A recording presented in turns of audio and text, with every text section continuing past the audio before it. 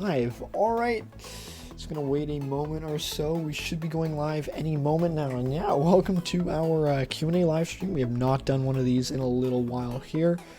Let me just reset this. Looks like our video settings or something is not set up correctly here, but I think we should be good to go. Audio's working. Video should be working. I'm just reloading my bar here. Just to make sure that we're good to go. And yeah, we are good to go, and we are live here for our, I guess you call it partial Q&A live stream. We are, as well as just our video thing here. Oh, welcome to the live stream. We've got Francesco Volpini, and then we have Connor already in the chat here. It's nice to see you guys again. Welcome to the live stream. I will be playing a little bit of Call of Duty Warzone. I've been playing this a little bit recently, trying to get a little bit better, but I just keep dying. Some things that I want to cover in this live stream, just stuff I've been working on lately. Pretty crazy. I woke up this morning. Well, actually, someone woke me up. They let me know that my order had come in. Yeah, I'm grabbing it. It's on my table back here, but I thought this would not come in for another couple weeks, but I got my order of SSD drives in, so it looks like I'm going to be very busy because, yeah, I've got a lot of stuff to work on now, but these are really good budget-friendly SSD drives. So if you're looking for a budget brand and you live in Canada, you can get these on Amazon for under $50 a piece, and SSDs. You will remember me when I'm famous. I'll say absolutely, but I'll definitely forget that. But I mean, hey, if you come and hang around, of course I'll do my best to remember. But hey, for you guys who are new, let me send you guys the invite to our Discord channel. Obviously, regarding rules to our Discord channel, if you hang on, let me just invite people. Where's the code here? Hidden use copy button. Okay. But yeah, basically, just there's a Q&A section in the Discord channel. You can come chat, share your ideas on different things. But yeah, obviously, no being disrespectful, like that stuff's not tolerated. You will get booted in like 3 seconds. All right, first question comes from, that's funny enough, his name's Negative. I actually was chatting with you the other day. So, okay, hi bro, do you think it's safe to use a Molex to 6-pin? I'm worried about my GTX 760. So there's two things we'll touch on that. So you said you had a 450 watt PSU, I believe. Here's my question. How many Molex, how many individual cables come off the power supply with the Molex in a sense? Is it one cable with Molex, or is it like 2 feeds of Molex cable? Because I have used dual Molex to 6-pin adapters in the past with builds that I've done. I've also used dual SATA to 6-pin adapters. Their SATA's not as good. But but yeah, let me know. Hang on, I need to drink some water or I'm gonna... 80 plus gold, is this a OEM system or did you buy it separately? One thing that actually could help us out a lot here, Negative, if you want to join that Discord channel there, go into general chat or questions and send a picture of basically trying to explain the, show the, whatever it's called, the cables or something. Alright, Negative, I see you just joined. Yeah, take a picture on your phone, pop that in there, OEM HP Z400. Yeah, wait, it only has a 6-pin? Oh, okay, I think, yeah, with the Z400, you will, yeah, it should be fine. It honestly should be fine. So what I'd recommend, if it only has one Molex cable, actually, I worked with the HP Z400 before. They're really solid. I think you can safely say, like, yeah, you can safely use the, the dual Molex to 6-pin adapter. Just show me a picture of how you have the two Molex cables hooked up, as well as that 6-pin plugged into your graphics card there. So I'll just send that into the Discord channel here. You can probably put it under questions or general. You can see, like, it's actually we have a pretty nice thing here. How to download Warzone? Very simple. Just go online and say Warzone, then you can download it through this Blizzard client thing here, and it's free to use. It's a free game as long as you're playing the Warzone version, not the actual Call of Duty Modern Warfare. So yeah, Connor, just send a picture of how you have the cables hooked up, and that'll be the best way I can help you there. I don't know what kind of loadouts to use here. This is one of my, I don't like the Kilo. I don't know the weapons here. If any of you guys play this, let me know. Welcome to the live stream. We haven't done this in a while. If you guys have any other questions, let me know. We just want to like pump through a bunch of questions here today. You guys can give a shout out to ProBro Edits along with Francesco. Those guys were sending me messages in the Discord there. I mean, there's a couple other people there who wanted to have the live stream, but I mean, it takes a little bit of time, and of course, it seems patience to get those up and running. Can I sneak peek some photos for my new system that I've been building? Let me see. I just need to be mindful. I don't want to show my. Yeah, right. You know what? Here, I think this. Let me just quickly preview it. I think we're okay. Obviously, if I get fricked over. So this here is my ad. So this is what I've been working on for a very long time here. This here is the system that I just finished putting together. It's the Lenovo S30 system. Hey XEL, welcome. Glad you like the benchmark. Which benchmark specifically are you talking about? Because it seems I've got a ton of them now.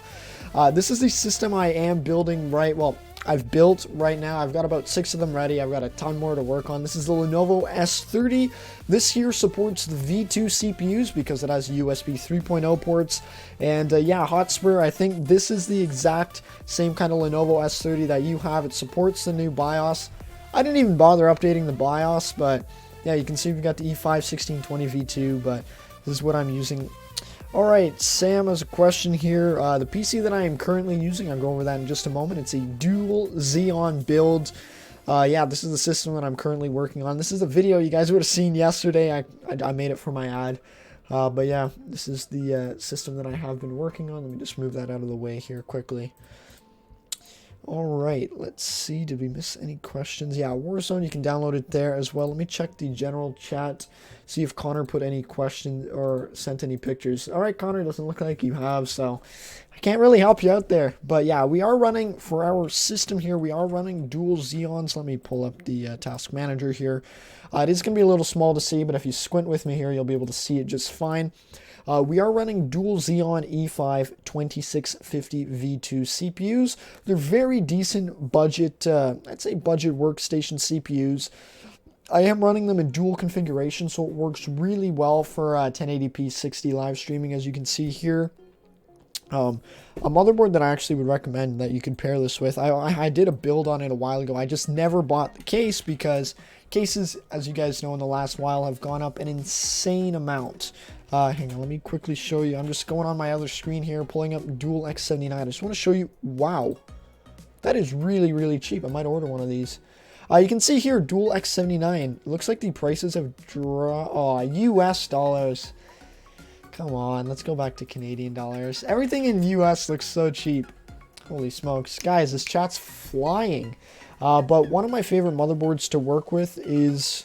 I always order from like this non-English place. I only ordered one of these, but this here is a dual X79 board. This is not the one I'm using. I'm using a Dell Workstation. But if you want to build a really cheap 1080p 60 FPS streaming system, you can pick up one of these motherboards for 115 Canadian dollars, plus 2 E5 2650 V2, that's 1650, 2650 V2 CPUs. They've come down in price a bit. So for, yeah, like $210 to $220, you got 16 cores, 32 threads. All right, let's catch up with the chat here. The RX 570, your brother asked for it, he liked it. Nice. Dude, I got so many RX 570 benchmarks, but I remember I've done a lot of them. Holy smokes, someone's getting themselves an RTX 2080 Ti. Now, tell me, is that a second mortgage on the house? No, I'm just kidding. That card's very expensive, but I mean, that'd be a sick gaming setup. It'd be nice if you get like a 4K 144 hertz monitor almost. I have a 4K 60, but yeah, like the high refresh rate always costs more.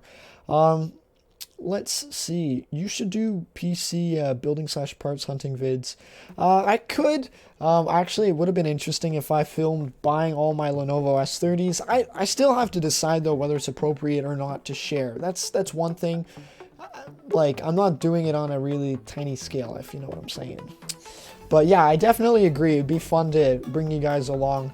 Maybe I'll do like, I don't know if I'll start a public Snapchat or public Instagram, but I know with Instagram you can make like little stories that might be a way to just show you guys. Like yesterday I did a couple things. Like I was trying to flash the BIOS on an RX 570. I think I've got a bricked RX 570. So that's a little sad. But then I was also testing out a 1070, and I just used Unigine Heaven Benchmark. But I mean, if you guys want to see stuff like that, I can figure out how to load up Snapchat and do stories or stuff like that. Do Fortnite live stream? Buddy, if I did a Fortnite live stream, XL, like, I would be so bad that you guys, all you'd see is the respawn screen. Now, I'm just going to go through chat a bit more, and then I'm going to be hopping into some Warzone here. Alright, let's see. Fortnite live stream. Alright, AHMXD, my R9 380X is gating 90C. 98? What? How's that possible, dude? How are you getting 98 degrees Celsius? Like, send a picture of how you have the graphics card installed in your system, because yeah, 98 degrees Celsius on an R9 380X should not happen. Because a little bit of history for you guys. So on the R9 series, you had the R9 290, R9, I think there was a 390, the R9 380, the R9 370/270 or whatever. Like, there's a whole bunch of different generations, all with the same model number. So for those of you who are wondering, the R9 380X is actually more power efficient than the R9 390. Even if they had the same specs, the R9 380X is actually a lot more power efficient. So yeah, 98 degrees Celsius, dude. I have no idea why. Nice. XL, what kind of monitor are you looking to get? Let's see. Francesco, did you try changing thermal paste? Oh yeah, good recommendation. Hey man, thanks for all your help with the processor test videos. They're super useful. Well, I appreciate that, Tesco Everyday Value. I'm glad you can get some value out of what I've been doing here. It's crazy to think, like, every day is just 24 hours, but then I look back at my channel, I've put out like well over 100 videos now, and I've probably smashed my keyboard well over 100 times trying to record those, because I don't know, between like audio challenges and stuff like that, I'm just checking my phone here, between audio challenges and other things like that, yeah, it's always challenging to get a really nice recording out here. Connor says wrong person. Oh, you can just you don't have to DM me if you're sending a picture. You can just put it in this main chat here. That'd be really good. You can either put it in general for Discord, or you can put it in questions here.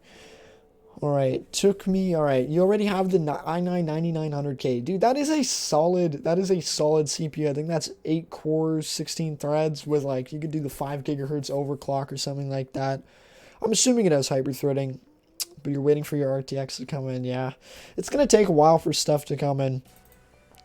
Hang on, let's see. Francesco has a comment here. The Fortnite live stream idea wouldn't be bad though. 16 cores for Fortnite isn't too bad. That's true. Fortnite does actually a couple of games that I think do a really good job. Using multiple cores. I think Fortnite is one of them. It's actually really well optimized. I think Apex Legends also falls under that category. I think it does a pretty good job managing all the cores and kind of system resources that it has available to use. So I give props to Apex as well. Let's see if there's... I don't think there are any other games really. I know a lot of games still. Like, for example, I play a little bit of League of Legends. That game is very single core dependent. So sometimes when I'm in game, the frame rate will go from 200 down to like 80 FPS, and it's because I see one of my threads, it's just maxed out. So, but I mean, that's an older game. Warzone, terrible optimization with threads and stuff, my opinion. I mean, it can run okay, but it's not too bad. Okay. Negative has a comment here. I thought the Molex had 4 pins. That's why I was worried when I saw it. Actually had 3 pins. I thought you couldn't use normal Molex cables from the PSU. Little confused, but basically just to explain how Molex works here. Let me see if I can pull up something useful for you guys. Molex power diagram. Alright, let's do lesson 101 here. Welcome. So Molex here, this here is all you need. Okay, shoot, this is not showing up how I want it to. Because when I click the image, it shows up in the top right corner, but that's where my face is at. Alright, for the Molex cable, you need to understand there's three kind of parts to it.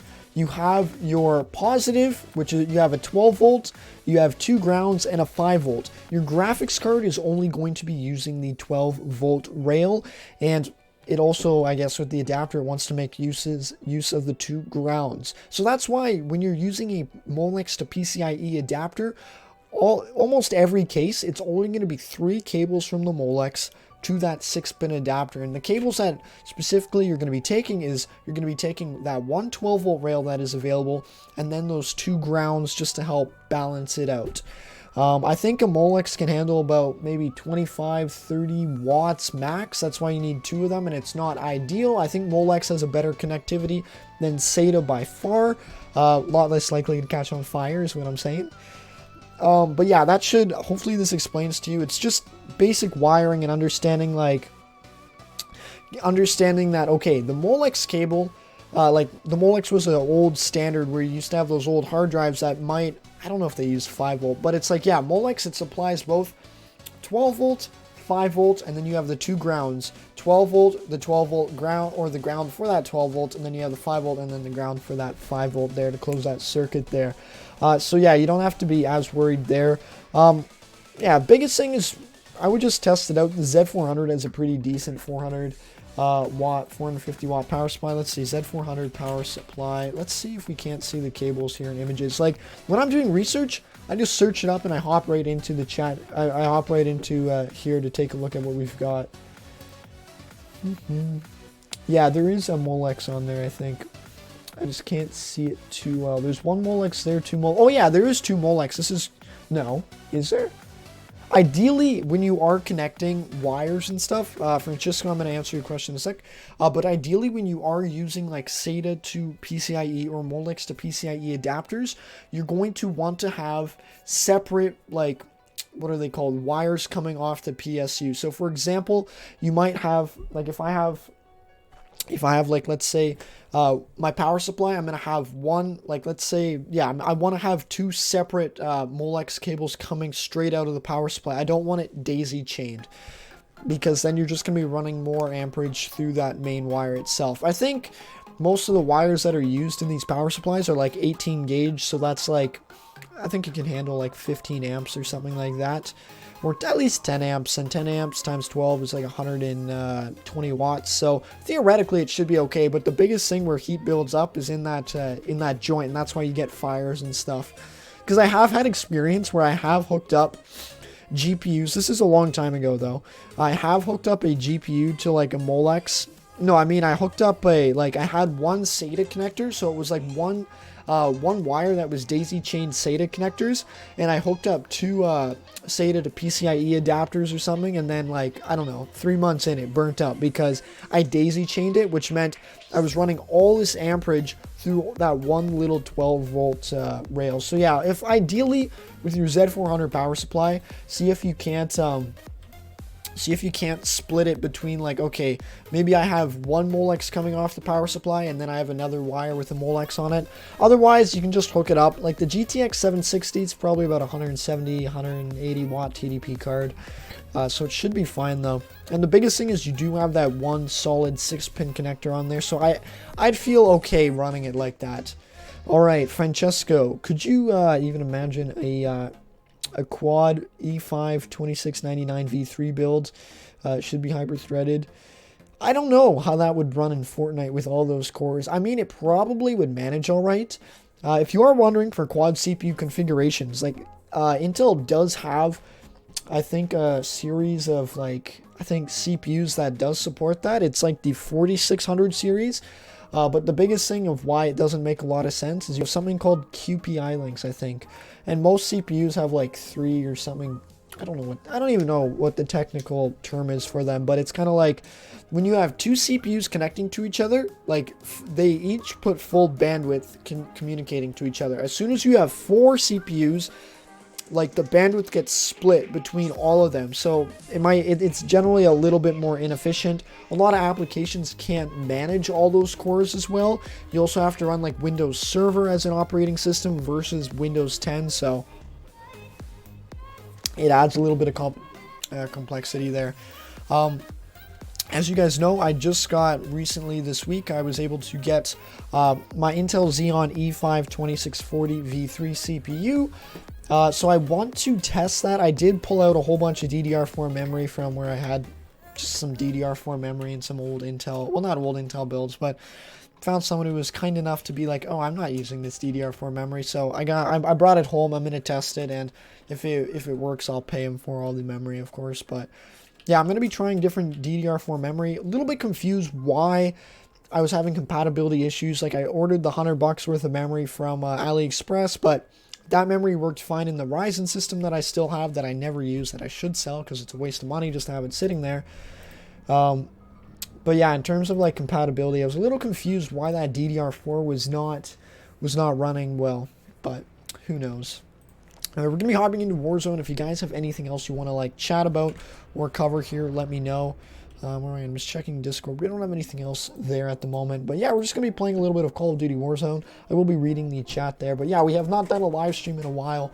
I will be playing a game of Warzone, and then I will be talking about a yeah, the 760 is a lot better than the 660 Ti, in my opinion. Like, I'm guessing. I haven't done, like, the in-depth technical spec analysis or whatever you want to call it. But from what I understand, it will be better than that. And especially for what you're looking to run it as Fortnite. Quick question, Negative. What CPU are you running? Did you go with a Xeon 6-core, or are you still on, like, a W3550? Sorry, guys, I'm getting hiccups. I just ate breakfast, like... well, why? I mean, like an hour and a half ago, but yeah, it's still hard to digest. Too much breakfast, but I mean, if I don't eat breakfast, then I literally don't have energy to do a live stream here, and I haven't done one in a long time, so I want to make this nice. Let me know if this W3680, awesome. The Discord here, I'll send you guys the link again. Copy that in.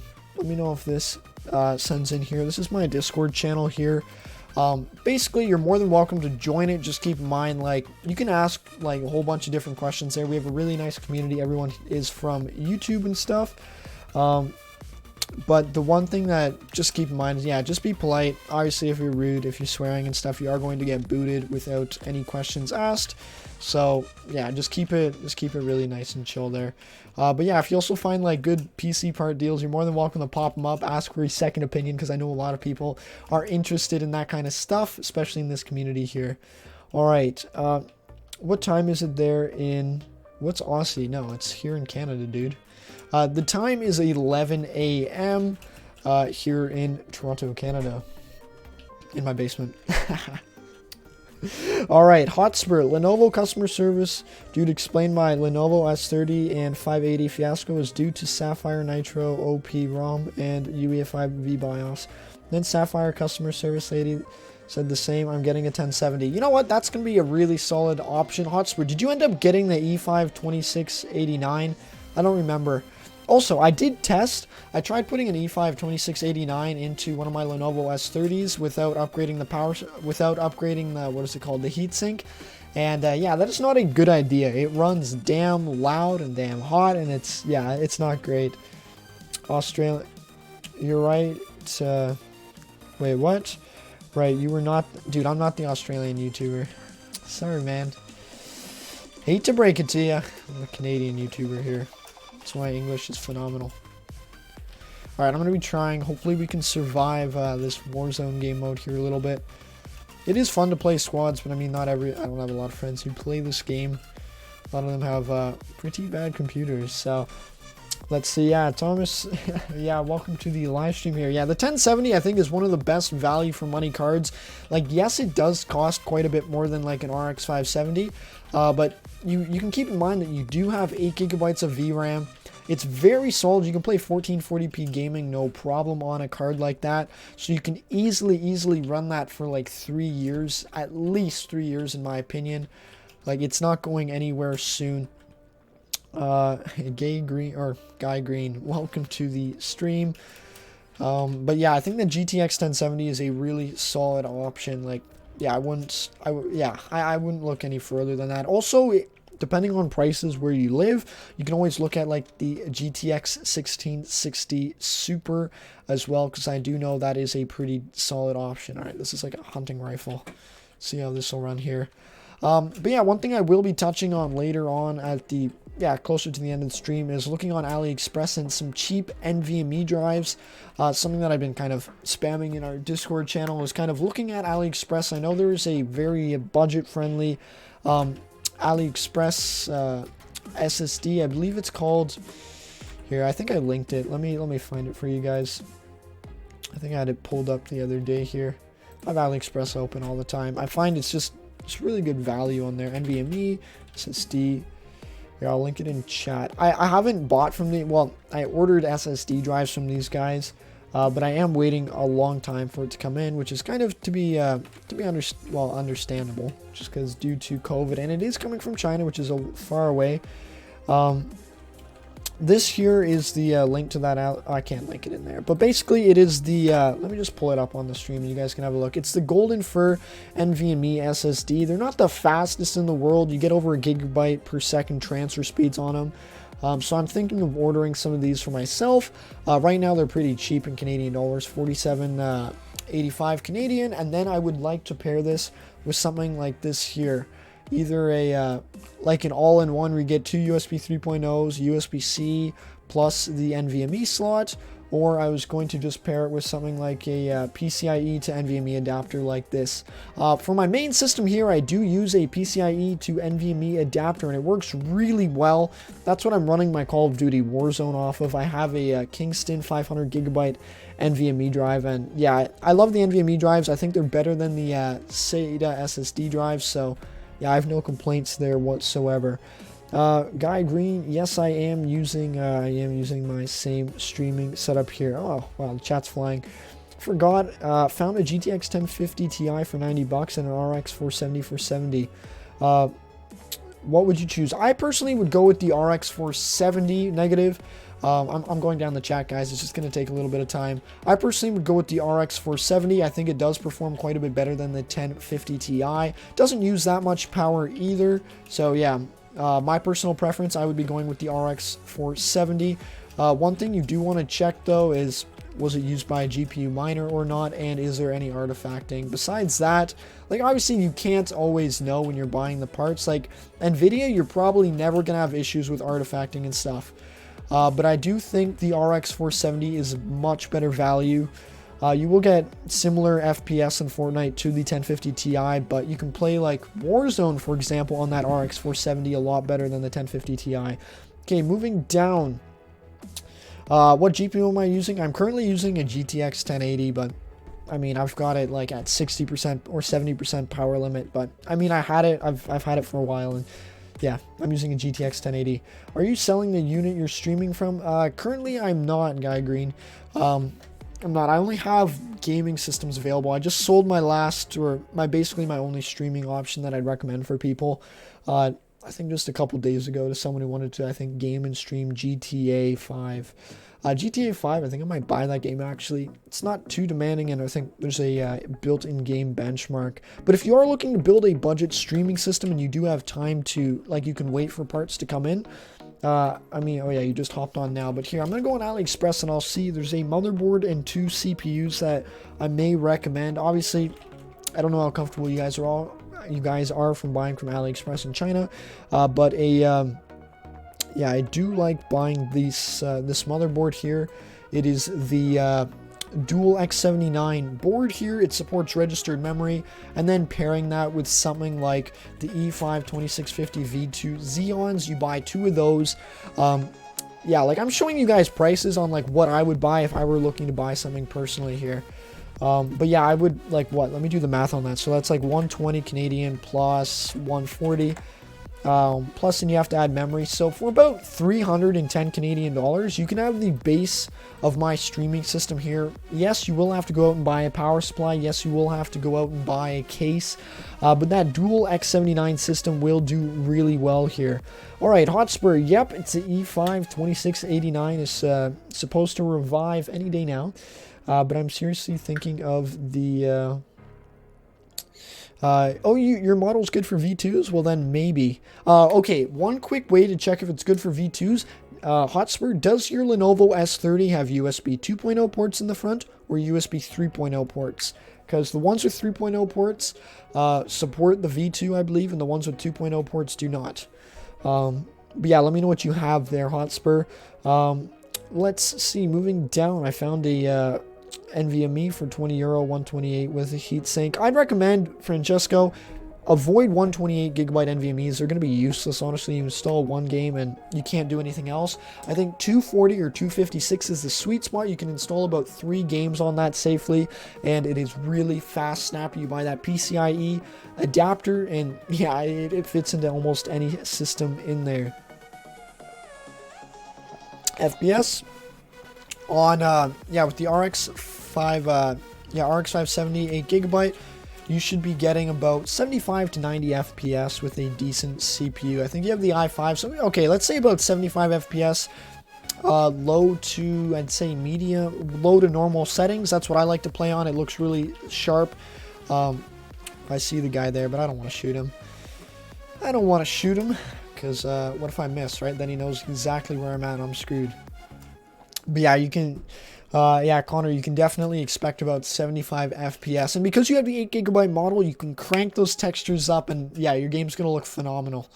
Obviously, yeah, I'd say now, if the 8GB RX 570, I know you already have one of those, Connor, but if the 8GB RX 570, or actually, no, you're the one who, no, actually, no, you do not have the RX 570, but, it all comes down to price. If the 4GB RX 570 is like $20, $30, $40 cheaper than the 8GB model, I would personally go with the 4GB model, use that extra budget that you're saving, and get yourself an NVMe drive for your favorite games that you want to play on. Like, that's how I think about everything. It's not binary as like, you need an 8GB video card. It's kind of like, okay, how am I going to budget, or how am I going to fit that with the rest of my system? Yeah, Francesco, you're still running. I know, you're still running that amazing laptop with your GTX 630M or something like that. Here, let's see. We do have to move. The zone thing is going to be closing in shortly, but we will grab a different weapon here. I'm just waiting to get laser down, and then we'll restart my whole match again. What is this? That's a decent weapon. Not too bad. No complaints whatsoever. Alright, the zone seems to be moving in, so I will be hopping onto this ATV and boogieing out of here. But yeah, if there's anything else you guys want to cover, let me know. Also, quick question for you, Thomas. What do you think of that, the Dual X79 motherboard that only has 4 memory slots total? Just curious what your thoughts are on it. Like, I know you ended up going with the Dual X79 board with the, that supported the quad channel memory and stuff, but I was just curious, like, what your thoughts are on going with the system that only has the 2 memory slots per CPU available. All right, let's see. Hotspur's got a question here. So it has the 2 3.0s. Did your system come with a V2 CPU, Hotspur, or did it come with a V1? All right, there's some guy up there. We're gonna probably die, but it's not too bad. I think it's not that bad, right? You go to that gulag and then you complain that you die because everyone else is better than you. All right, let's hop off here.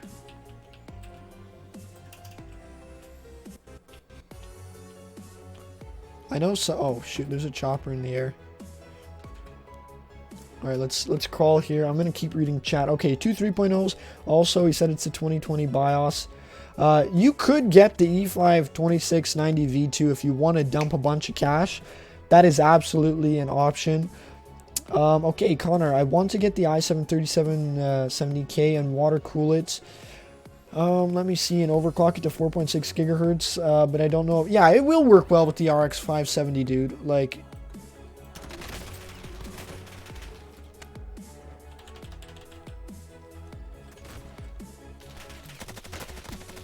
come on.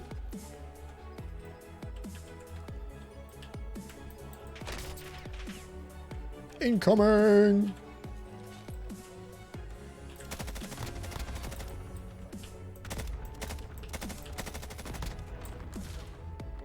Get blown up, boy. Alright, this is... I don't see him, that's a problem. I don't think I killed him, I have no kills, so... Yeah, I'm going to swap back to this weapon here, reload it. Yeah, I'm concerned. I have no idea where this guy's at. I'm just going to boogie out of here. Honestly, don't want to find out where he's at last minute and have him shoot me in the back. There he is. Ta-da! We're better. We're just better at this game, honestly. Triple Furious, welcome to the live stream. Yeah. COD Warzone again, eh? This never changes. This guy just doesn't know any good games. Alright, let's see. What's this M13? That's okay. I think I will go with this ridiculous LMG or whatever, just because it does have that thermal scope. It might make it a little bit easier to find players. Did this guy have any throwables? No, he doesn't.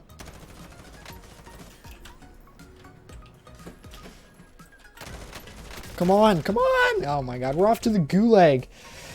Alright, Guy Green. Glad that helped you there. Yeah, we are playing COD Warzone there. But I'd recommend, yeah, if you have time, order that dual X79 board from AliExpress.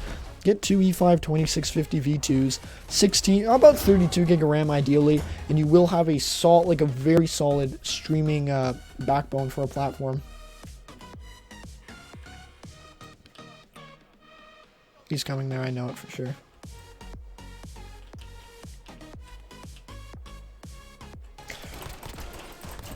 Oh my god, we were just better today. Holy smokes. Chat is fast. I know, that's how I feel, Pro Edits. Okay, let's see. I missed something. Okay, Thomas Strobel. I have quad channel rig, dual channels, another rig. If games don't see a difference, would only recommend the quad channel for... That is true. I definitely agree with you there, Thomas.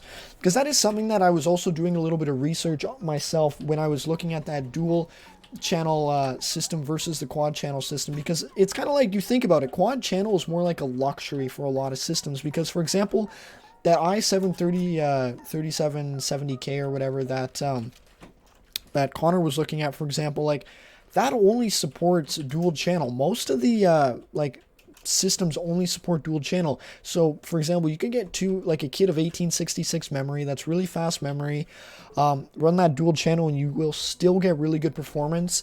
And I think quad channel can help a bit, like in those workstation tasks for sure. But I think if I were doing it again, yeah, if I'm just doing gaming, I would go with the same motherboard that I went with before. But if I am going to be doing workstation, I would go with quad channel. I think that says a lot there. Okay, Connor, oh, you're going for the i7-37. Okay, wait a second. Let me just make sure it's the same Connor.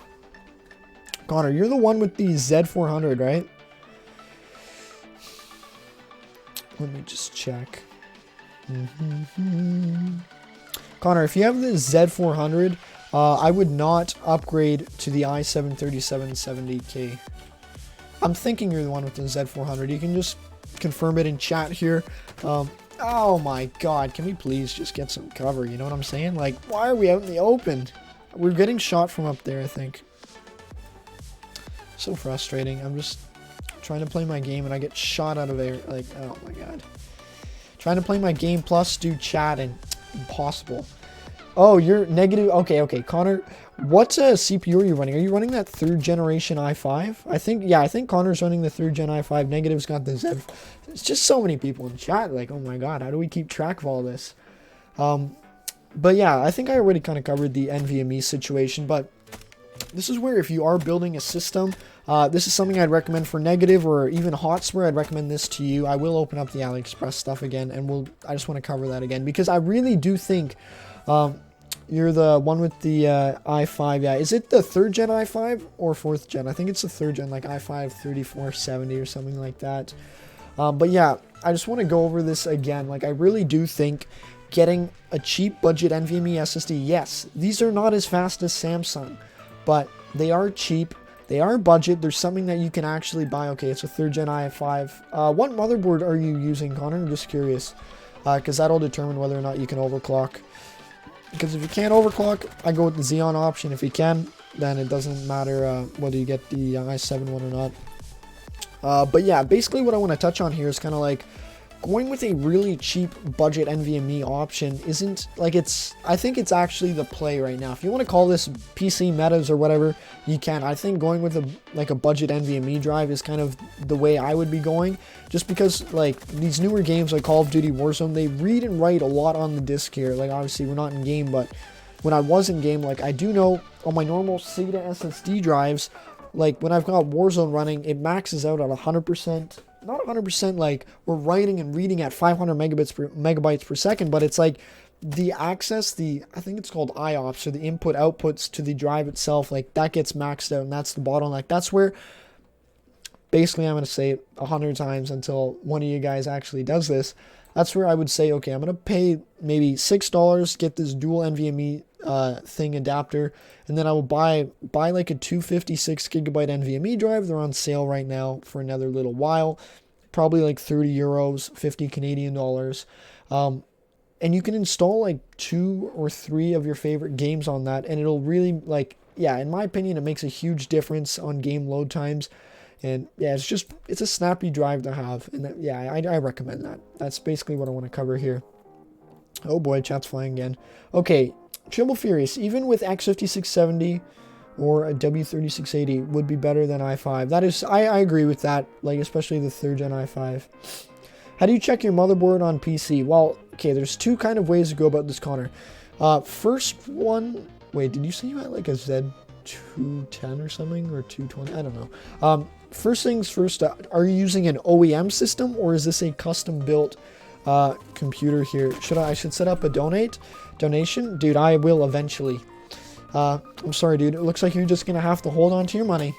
I'm sorry. What are you gonna do, right? When times are bad. Hang on, I should just post a picture. Exactly, Connor. Big brain Connor there. But actually, you know what would make me a lot happier right now? And this is basically what I recommend for my donations. If you guys want to support the channel, you can hop over to AliExpress, buy yourself an NVMe drive, install your games on it, and enjoy some fast flash storage. This will be a lot better than giving me a donation at this moment. When I have donations, of course, I'll collect. But until then, how about you go buy yourself an NVMe drive and enjoy some fast game load times? Because, yeah, if you don't, like, even if you have a normal SSD for your boot drive, go get yourself an NVMe. It's like, what, 30 euros or something? It'll make a big difference. Alright, Hotspur, I'll see you later, man. Wish you all the best. And Hotspur, I also recommend, with the Lenovo S30, go on AliExpress, take a look at those PCIe to NVMe adapters. I think they're really good value for money. You pair them up with a, you pair them up with like a 240 or a 512 gig NVMe drive, like with that little PCIe adapter, and it'll run really well. Because especially with those like Lenovo workstations, like all these workstations, they have so many PCIe slots. So yeah, I would definitely recommend Hotspur. That would be one thing you can invest your money in and be really happy with. You cannot boot off the NVMe going through this through the adapter. You cannot boot off of it, but you can use it as a secondary storage device. Like that's what I use in my old Dell T5610 workstation, and it works really well there. All right, Hotspur, we'll see you later, man. All right, Latfan, welcome to the chat. Good to see you again. Another PC flipper out there, eh? All right, well, I listed a ZHP or an HP Z420 for $299 on eBay. Let's see what happens. What specs are on that Z420? And are you making it like a gaming system, or are you just selling it as a workstation? Be curious to know what you're doing there. Okay, if it's a custom system, let me check Discord. I don't see any pictures. Well, what am I supposed to do, right? Like, everyone's like, well, I got these questions here, but looks like Tensor Core 2X ray tracing. And Pure Rumors, nice. Yeah, those are also decent SSDs there. But yeah, Connor, I'm waiting for those pictures, man. Let's see if we can't help you out here. Otherwise, I think there is a really good tool. I think it's called, what's it called? CPU-Z? Yeah, let's see. This is something I'd recommend, Connor, you can install. It's called CPU-Z, I believe. I think it, yeah. Get CPU-Z. It'll tell you what motherboard you have. Let me show you here. You guys won't be able to see this well. Okay, let's just leave this match. I hate seeing other people do well, you know. Just this negative attitude here. Yeah, exactly. CPU-Z is what I recommend. You can also check your GPU using CPU-Z, but I mean, that's besides the point here. I recommend download CPU-Z, and then you just hit the main motherboard option. Like, for example, when I had an X79 motherboard, and it was an X58 motherboard, actually, and I had no idea what model it was because I clearly couldn't read on it. I just used CPU-Z, and it told me all the info. Yeah, as well, HWinfo is also a phenomenal tool there. It'll help a lot there as well. Let's see. I was going to make it into a gaming system, but the graphics card I got from eBay didn't work. Were you able to return that graphics card, LadFan? Oh, right. This is a very long thing. Well, that's an inappropriate name. So I'm sorry, but we have to remove you from the chat. Sorry, Brittany, but no inappropriate names here. All right, so I'm selling the PC. Glad you enjoy the stream here, but no inappropriate names. All right, so I'm selling it as a PC. It's a Quadro 4000. Yeah, yeah, I don't know. It's going to be hard to sell it because you got to think about it this way when you're selling it. Like, for example, the reason I'm able to sell these old Lenovo S30, well, they're not even that old. The ones I'm working with now are from like 2014 and stuff. But the reason I'm able to sell them is because I'm not selling them. I'm not selling a Lenovo S30. I'm selling a gaming PC that can play your games, medium-high settings, 60 to 75 FPS, smooth, no lag or stutter. You can do basic video editing. Like, I focus on what it can do versus the actual stuff itself. As soon as you go in and you're selling it as a HP Z420, now you're just another HP Z420 person. That's where, like, it's not a bad thing. It just means, like, you're not going to be able to necessarily charge as much as you might want.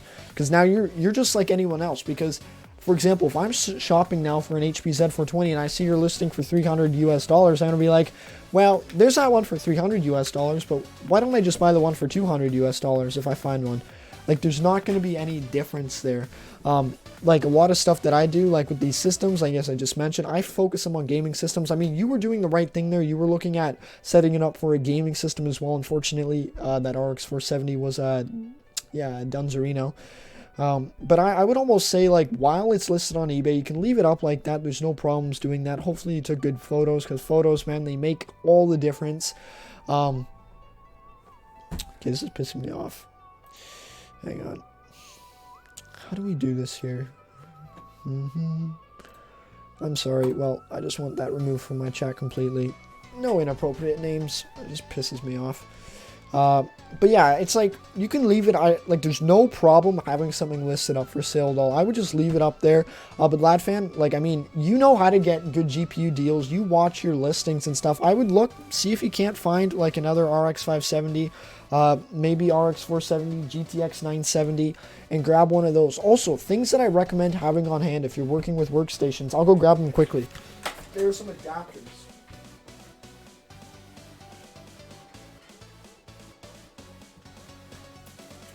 These are things that if you are ever going to be flipping with workstations, are they're the most important thing here. Let me see if I got OBS running properly. Let me show them on stream.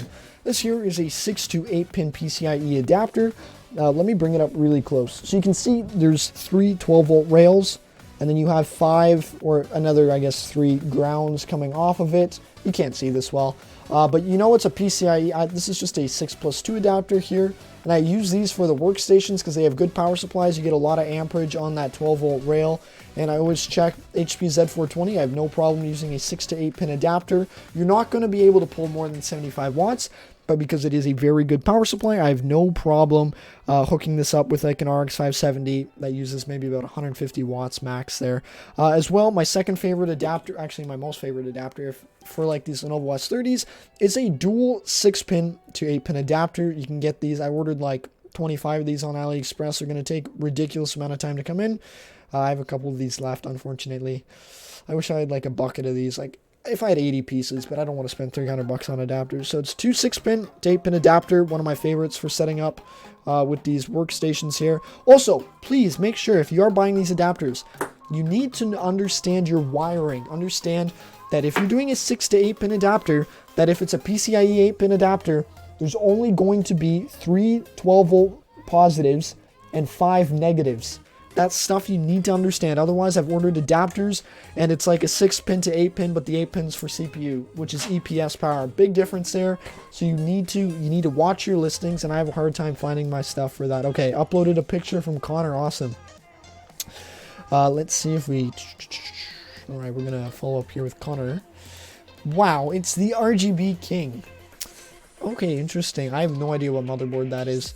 It doesn't look like you're going to be able to overclock. I don't see any VRM cooling on it. Looks like you do have the proper power supply now, which is awesome. I'm very happy. I give you thumbs up for that. As well, Connor, let's go buy yourself an SSD, if you know what I'm saying. Wink, wink. Are you in the States or are you in Canada? Because if you're in Canada, I can recommend a really good SSD brand. I'm so happy. I thought these would take like 5 years to come in, but I got some SSD drives in today. So, looks like I'm going to spend the rest of my life installing Windows.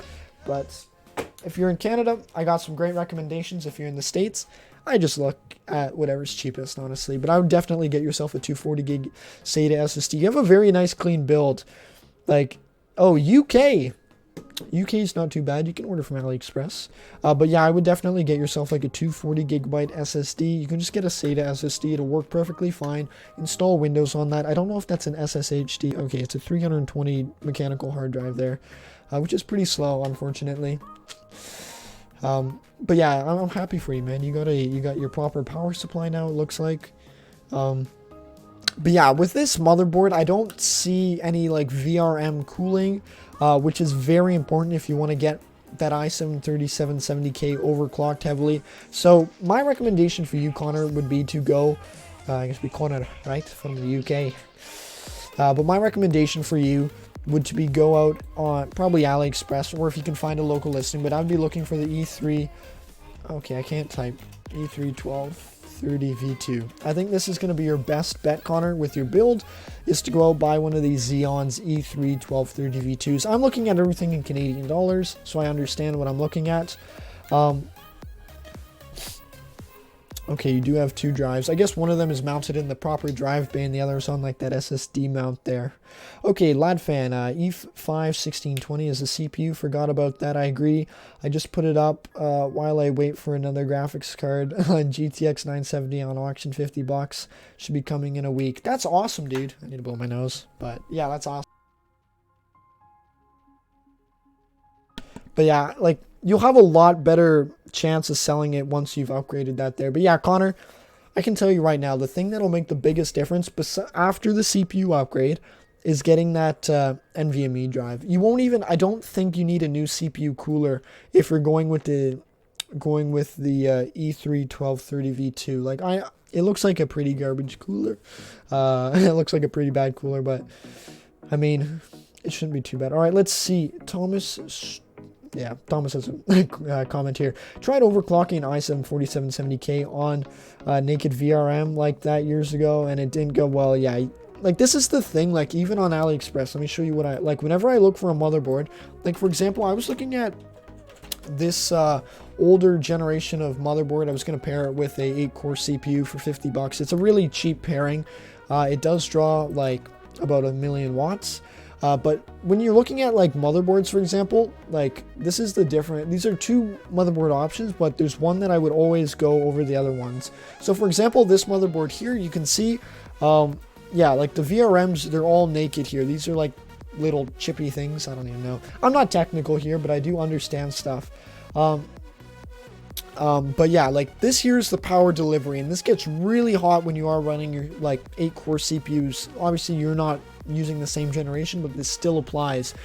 So for example, like I would buy something with VRM cooling on it if I'm going to be installing high power draw CPUs and stuff. That's why I think VRM cooling is probably my #1 priority when I am looking at building systems. Obviously, when I buy workstations, there's not much you can do regarding VRM cooling or the power delivery or whatever it's called cooling.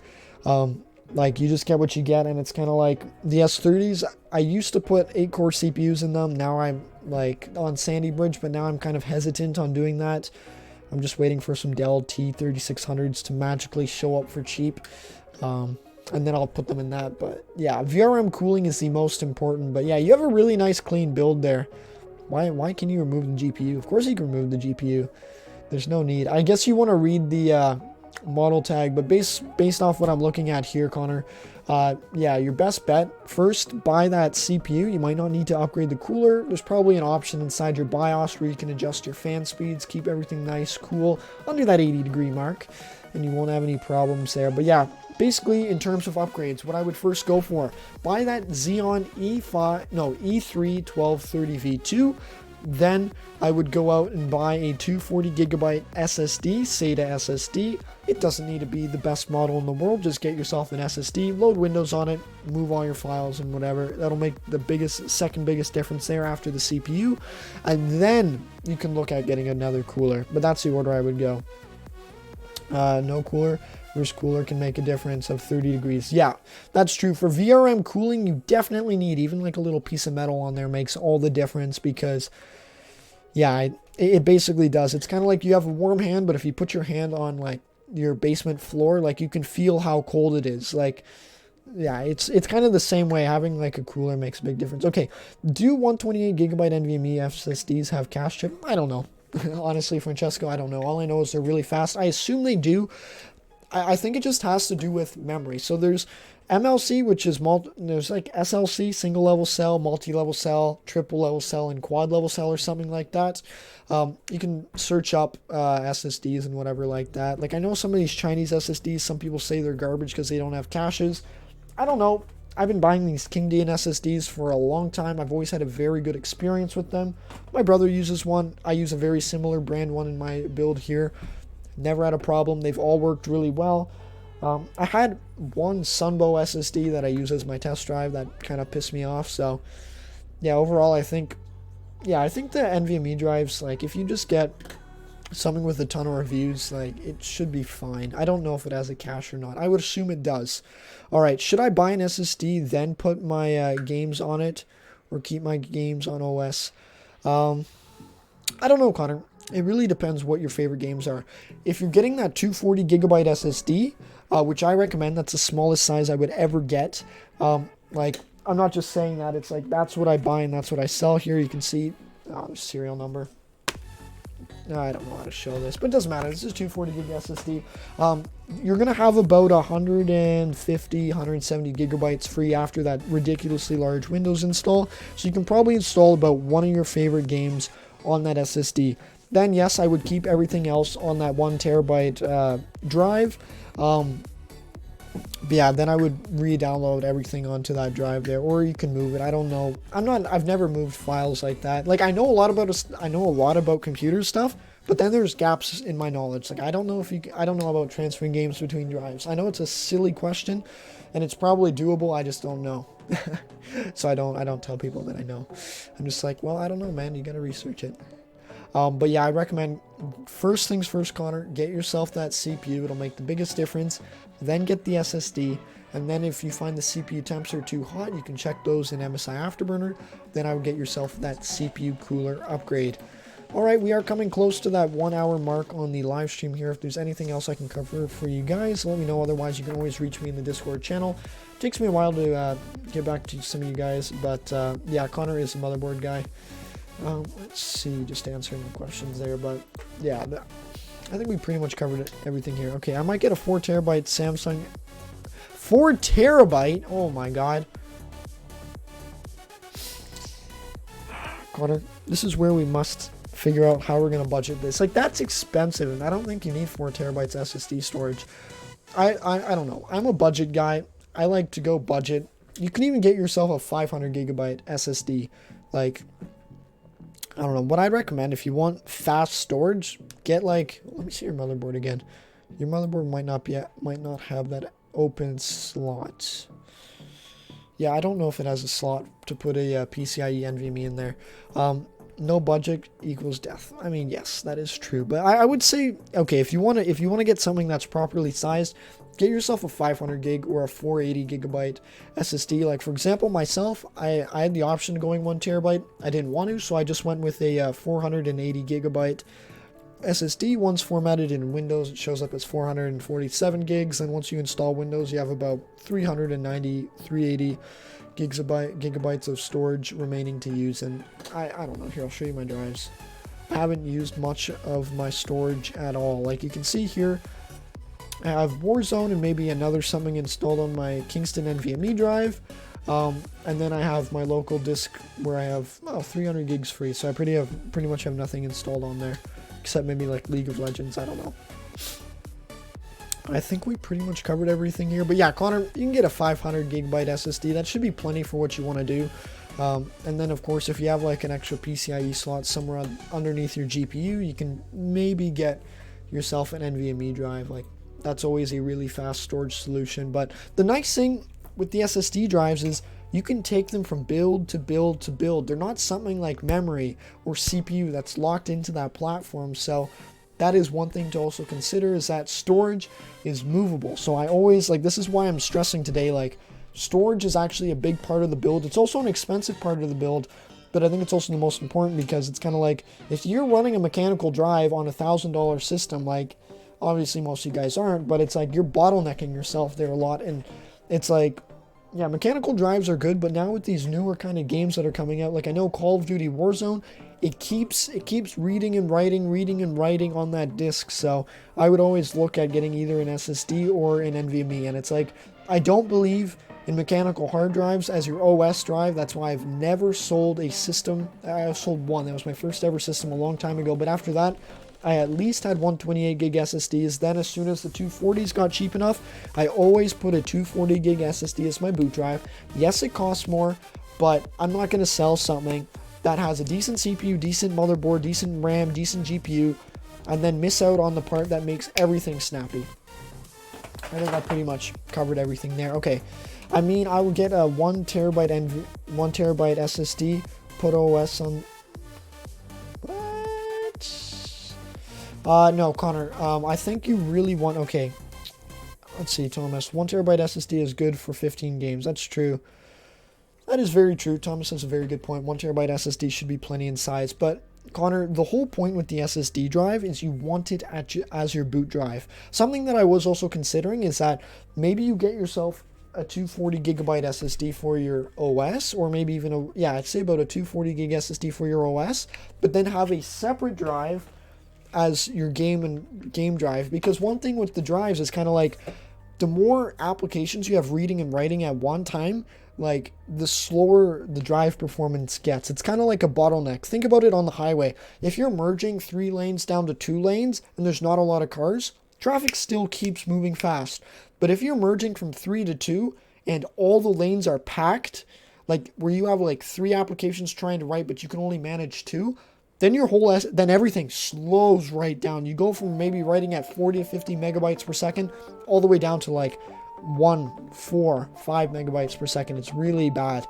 That's why I think, okay, how much are one of those SSDs? You can find them, I buy them on Amazon. Let me see, Amazon.uk. Let me see if that's, let me see if I can't find something for you here. I get them from Amazon. I paid like 50 Canadian a piece. Let's see, UK. I'm starting to oh, there's no such thing as Amazon.uk. Well, isn't that lovely? Maybe it's Amazon.eu. I don't know. Let me put UK. Amazon.co.uk. Okay, welcome to the expensive Amazon of Europe, where everything costs more than in North America. All right, let's see. 240 gigabyte SSD. Let's see what you have available. Oh, you have Sunbow. That's pretty decent. I've bought Sunbow drives. I'd buy one of these Sunbow drives. They're not the best in the world, but they do work pretty decent. I have used these before. And my, co.uk. So this is one option. I've used the Sunbow SSDs before. I have bought a Seno. They work as well. King Dian, it works as well. I always go with the cheapest because I'm a cheap guy. I don't know. Let's see. But yeah, you can get cheap 50 euros, 50 pounds, 50 whatever they are. Francesco, you should definitely get the 256 gigabyte SSD, please. Please do not get a 128, because Windows like the smaller your drive, the less space you have, and it goes up really fast, like, because you have a baseline of Windows that you need to install. It's kind of like when you're looking at building a PC, this is stuff that I've been thinking about. It's kind of like you have to spend a baseline on your power supply, case, and storage. No matter what build you go, whether it's an i9 9900K, or if you're going to buy, Connor, if you buy that 60 gig SSD, dude, I'm going to fly over to Europe. Dude, I just don't even get me started here, man. I have a 60 gig SSD, and I don't know, I installed Linux on it, but yeah, don't buy that. Do not buy that, dude. I'll just get so pissed off, because the read and write speeds are also garbage on the smaller SSD. Well, or a little worse on the smaller SSDs. Yeah, a full SSD is also a slow SSD. That is very true.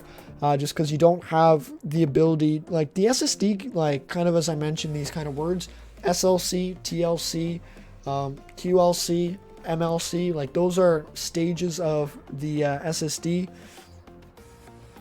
I don't use Linux though. I installed it once and never used it again because I'm like, wow, 60 gigabytes is not a lot of storage.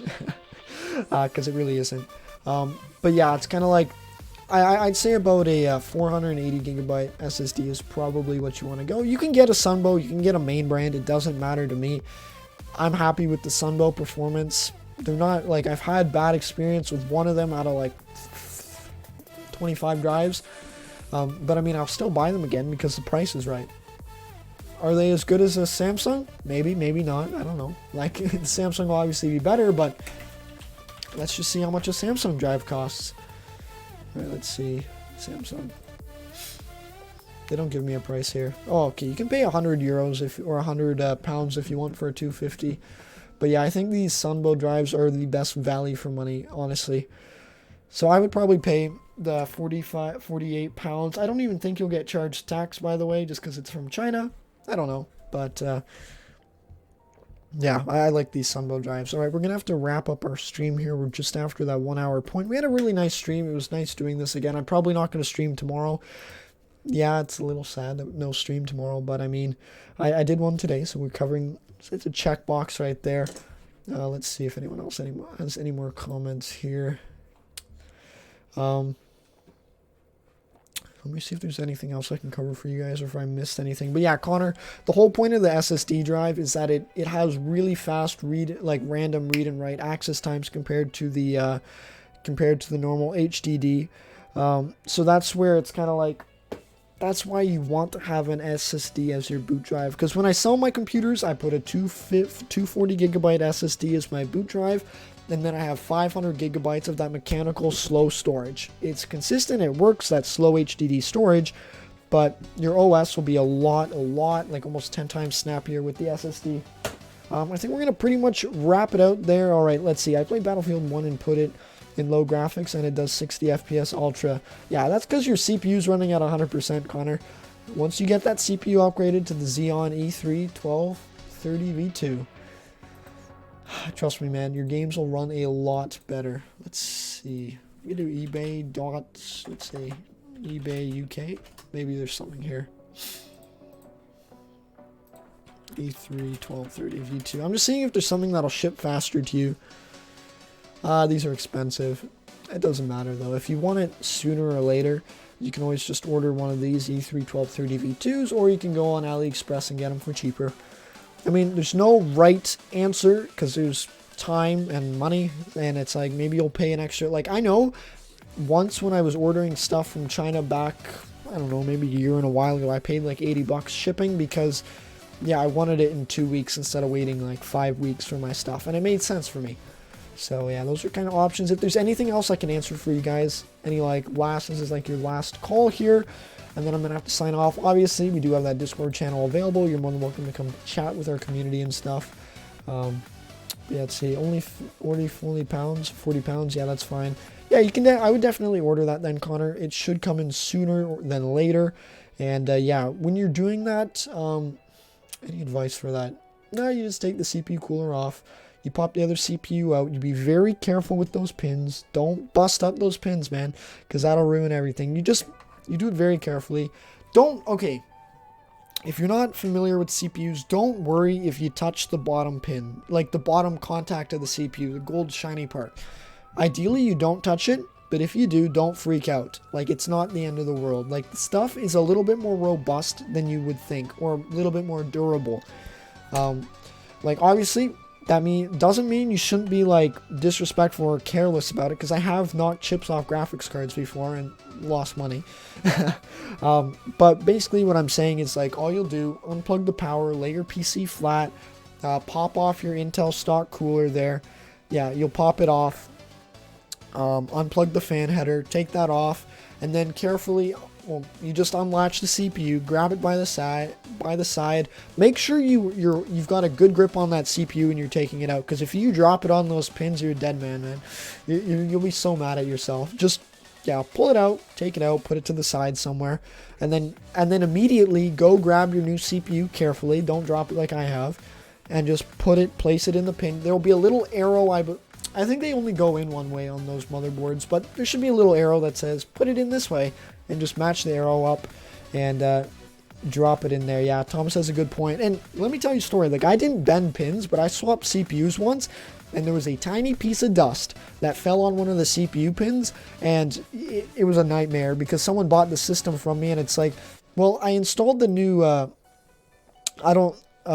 yeah, Francesco, I don't know about these SSDs. I just picked the Chinese ones.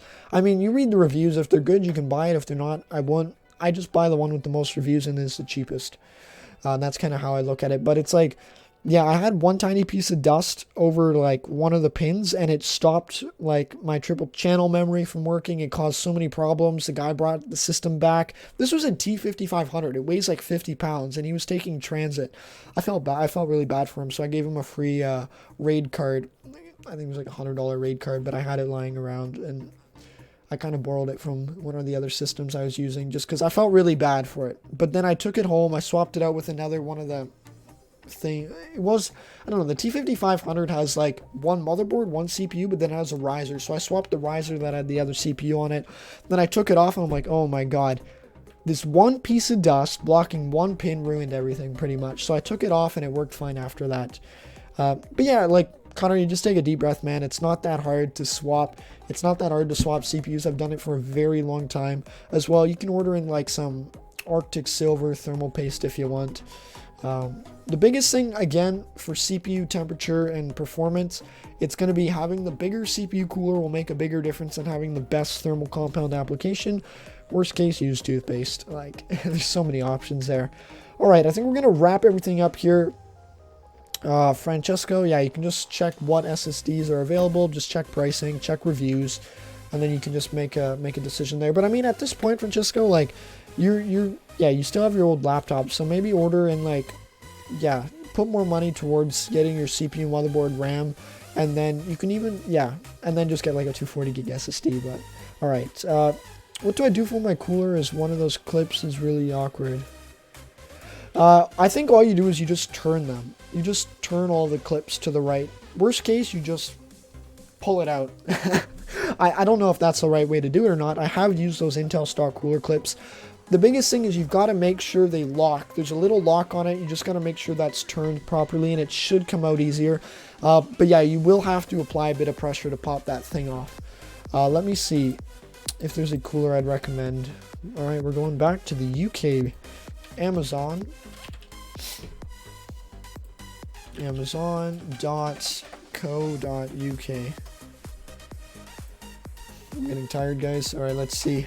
Cooler. Let's see if you guys have GAM Max 400. This is my favorite CPU cooler. It keeps everything cool. Nothing here. All right, let's see. CPU cooler. I always find Cooler Master costs a little bit more. What are cheap options? I don't see anything cheap and friendly here. You don't need a water cooler. We can avoid those. I'm just looking at what we've got available here. These look like those Chinese AliExpress coolers. I would get a tower cooler probably. Oh wow, chat flew by. Okay, Triple Furious. Are Xeons with low clock speeds and plenty cores good for gaming? I would say no. This is where I'm changing my mind. I think honestly, Triple Furious, I'm more leaning towards maybe 6 cores and high clock speeds. So for example, on AliExpress, look up Arctic Esports cooler. They're good price. All right, let me see. European expert. All right, let's see. Arctic cooler.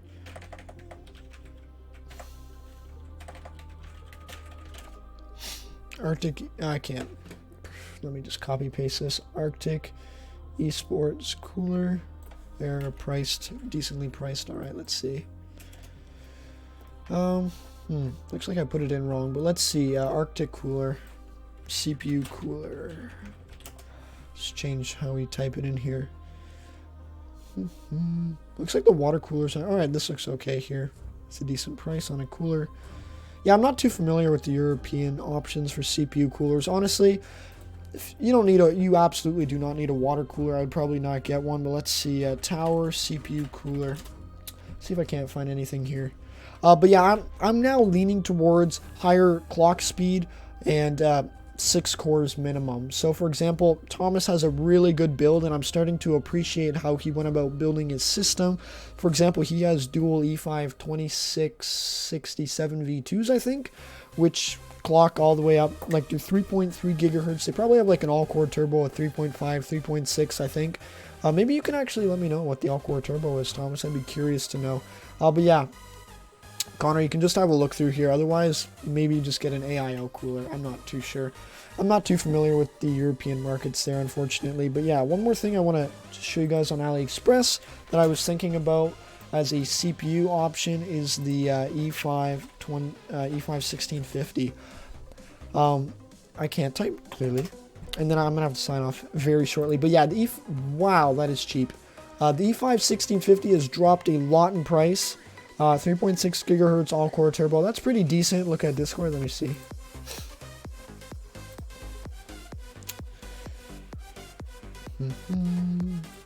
But yeah, one thing that I was thinking is doing like an X79 build. I keep typing the wrong stuff. X79, get a motherboard. I want to see if this basic VRM is okay on the Atomitter motherboard. Otherwise, I need to go with the more expensive X79 board, maybe like a Corellis, or let's see. Yeah, I know this Huanan G.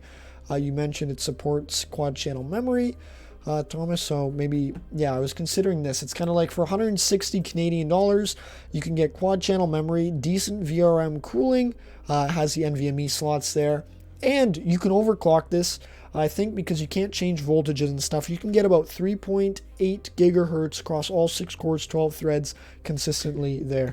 All right, the other ones are always cheap. Okay, look at Discord. Okay, yeah. All right, we've covered pretty much everything there, but this is the last thing I wanted to talk about. Maybe a decent option, E5 1650, plus more expensive X79 motherboard, overclocked to 3.8 gigahertz in the BIOS. Might be a really decent option there. I think that pretty much covers everything. I will be checking Discord. I don't know why this is not loading in. Oh yeah, one of those clips. So Connor, the reason it's not coming out is because it's a pushed-in clip. So that's where you need to turn it and pull up on, there's going to be a little plastic lever there. And that's why, like, the way that stays in is because it pushes through and it makes it kind of like, yeah, bigger in a way. It doesn't go through. That's how all the Intel stock coolers are. You're just going to have to play around with turning the latch on the top to get those out. But yeah, you'll manage very easily, I think. Doing that. It's just about on the looking at the top side of the cooler where you see the fan. You're just gonna have to turn those little caps, and you'll be able to pop that CPU cooler off pretty easily there. Yeah, I'm pretty confident you'll be able to get that off. Like, I mean, I've done it before. You can easily do it as well, so I'm not concerned there too much at all. All right, guys, I think I'm gonna be wrapping this up here. Of course, if you need to reach me, you can always come chat in Discord. Happy to chat there. Of course, Thomas, please, if you're building more builds, take pictures, put them in the Discord. Those always make me smile when I see you building like these new X79, X99 builds as well. Thomas, if you are doing benchmarks, you can always link those in the YouTube along with your build there. I don't mind. And it's kind of like, I don't know, some people are like, don't do self-promotion, but I think I like our YouTube community, and if you guys are doing videos on like, this is my system, this is the upgrades I'm doing, share that. Like, honestly, I don't, like, as you saw, like, there was someone with an inappropriate name in chat, I get rid of them. If someone asks stupid questions, I'll get rid of them.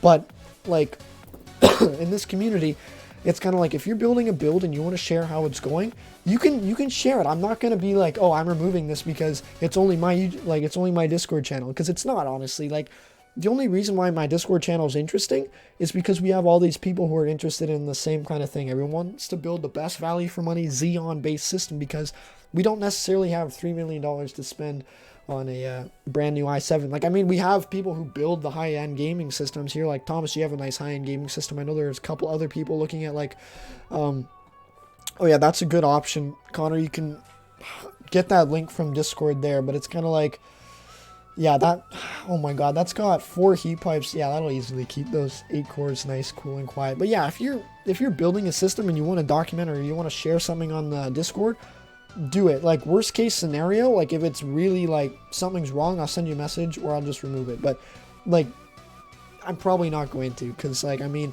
Thomas, you've been in the Discord for a while, you've been very polite, you've been posting really, really helpful stuff there.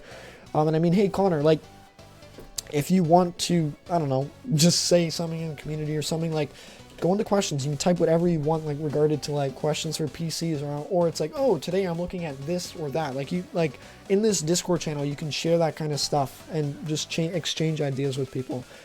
But yeah, like, I'd say it's a good place to do that, and we're going to slowly grow it. And obviously, once it gets larger, I will have to make sure that people who are joining are like polite, serious, and kind of follow the guidelines. Otherwise, we need to be really quick to kick them out. Cool, glad you joined. And of course. Yeah, I think that pretty much covers everything. I said I would end the stream 20 minutes ago, but it seems that 20 minutes just flew by like that. But yeah, Connor, like, you're more than welcome to even take a video and be like, here's my system, this is the performance I'm getting now, and you can share that. Like, yeah, it's a cool, I think it's a cool community. You can do all that cool stuff. Anyways, guys, I'm going to be signing off now. Probably not doing a stream tomorrow. I have that hashtag live stream session now. ProBro Edit, shout out to him. He did a really nice job. He set up everything in my Discord channel. I pretty much didn't do anything. I had like a general, and that was getting too busy, so he's been taking care of a lot of stuff there. So yeah, you can always reach out to him if you have any questions as well. But anyways, guys, I'm going to be signing off on our Q&A live stream. We had a really good turnout today, which is awesome as always. The chat was going really fast. But yeah, keep sharing. I love seeing pictures of you guys' systems and stuff. Like, and it's not just cool for me, because it's kind of like everyone else in the community, they also like to see like, oh cool, this is what he's building, this is what he's working on. I might eventually download Discord on my phone and share you some pictures of what I'm working on as well, because I mean, hey, that might be cool as well. But anyways, thanks a lot, guys, for coming and yeah, supporting our live stream here, supporting our channel. We are going pretty fast, which is surprising. But yeah, one thing that I am thinking quickly before we end, obviously, I'm thinking of maybe doing like a podcast or just something where it's not a live stream, but I'm just going to talk about a couple things that I think are like meta or really things to consider for the week. So for example, this last week, things that I've been pondering was going with the E5 1650, pairing that with like a decent X79 board, and then going with like that PCIe NVMe adapter. That was another thing I wanted to cover. Like, those two things would be like, that's what I'd cover in like my if I ever did like a podcast stuff, like things like that when I'm thinking, or yeah, like I just think about like, okay, what's best value for money? But anyways, hey, X Versatile, right? It's like Versatile X or something. I mean, you changed your name now, so it's Sam or Same. But yeah, welcome. Yeah, I know our YouTube channel is growing. But anyways, I have to end the live stream there. You can always reach me in Discord, and you can always watch the replay of the stream if for some reason you want to. But yeah, anyways, guys, I wish you all the best. Enjoy your Thursday. Enjoy your evening for those of you in Europe, and enjoy the beginning of your day for those of you who are on the west coast of North America. Anyways, I wish you all the best. Cheers.